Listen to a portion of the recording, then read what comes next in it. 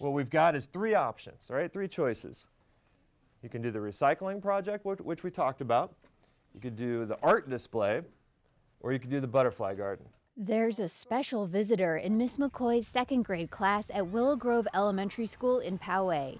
This is a hard choice because these are three good options, and this is oftentimes what happens when you vote. City Councilman Mark Kersey is there teaching the students about voting. So we're going to vote just like your parents do, and Mrs. Jacobs is passing around the ballots. The students get to vote on what project to build. Some have grimmer reasoning than others. What about Grant? What do you think? You'll just be keeping the butterflies in a cramped space, and soon enough the plants will die, then the butterflies will die, and you just have a dead garden in the middle of your school.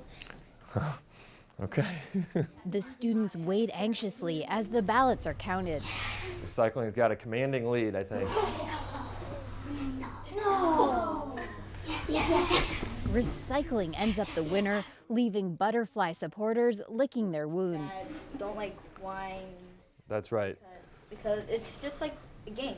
That's right. There's no crying in democracy. I like that. Ainsley, what do you think? Kersey says just like the butterfly fans, he hasn't always gotten his way on the city council. For example, when he opposed raising the minimum wage. And certainly the minimum wage issue, I think I took, 5 or 6 votes on that and came up short every time. But yeah, that's how the process works, and it's okay. Just like we told the kids, just because you vote for the one that doesn't win doesn't mean you're wrong, doesn't mean it's bad. It's just other people wanted the other one.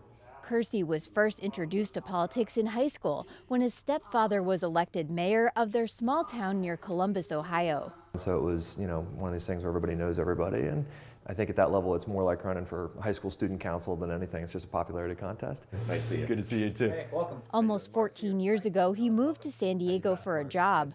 Then 2 years later, started his own telecom consulting firm. During his first term, Kersey shepherded through council an open data ordinance, which will put more public data from city departments online. Open data is really something that gives a lot more tools to average citizens, to small businesses, to be able to access their government and to really understand, different data points about what's going on in the community. 7 inches severity, so under anything. Now Kersey is turning his focus to the funding gap for fixing the city's roads, sidewalks, and other infrastructure. So for a period of time, and a number of years, the city essentially stopped investing in infrastructure, and we just weren't doing basic things like maintenance and repair of all the things that we own. And as a result, we've gotten to the point where it's just like if you don't change the oil in your car for years and years, well, eventually your car is just going to be shot, right? And you're not going to be able to just catch up and suddenly start making all your oil changes. Well, now you either need a new engine or potentially need a brand new car. He's head of the council's infrastructure committee. Very happy to see these sidewalk assessments finally getting underway. And is working on a ballot measure that would raise more money for repairs. It's got to solve the actual problem. And it's got to be something that people are actually going to want to support. And so what we're going to do is spend the balance of this year is figuring out what is the right kind of bucket of things that we could put together that is going to accomplish those two goals. Any closing thoughts before we wrap up? Back in Miss McCoy's classroom, the debate over butterflies and recycling is finished, and Kersey is fielding other questions about his work. Brad, one more thought? No? You're going to pass? Okay. How hard is your job?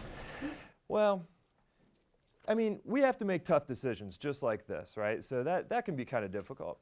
But some people actually work really hard for a living, right? Like people digging ditches or, have to spend all day out in the sunshine getting all hot and sweaty, or, people who have to, fix toilets for a living, let's say, for example, right? Doesn't fixing toilets sound like an actual hard job? Yeah. Yeah, right? Would you want to do that? No. Not really? So yes, my job, making these choices can be tough, but there are plenty of people who have much tougher jobs than me. Claire Trageser, KPBS News.